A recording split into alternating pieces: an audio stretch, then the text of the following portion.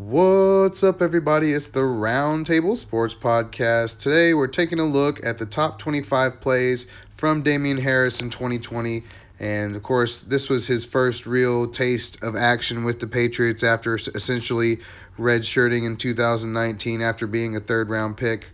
And it was unfortunate that he didn't get in there until teams had kind of figured out that Cam Newton really didn't have the requisite arm strength that he used to have and was kind of skipping passes around the field. So Damien Harris faced some of the most stacked boxes in the NFL this year, absolutely. And to his credit, I think he flashed NFL running back ability, no doubt in my mind. You can see that he has enough speed to get around corners. I mean, it's not 4.4 speed by any means, but running a 4.57, before the draft, I think that he's definitely shows that he carries his pads well and is able to use that speed on the field to get away from people.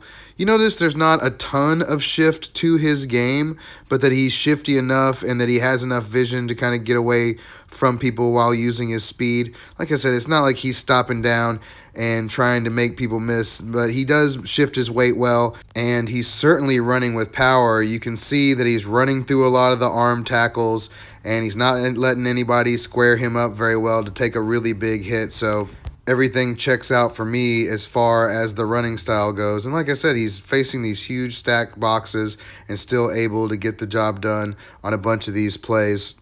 The main thing you'll notice is that he is all downhill.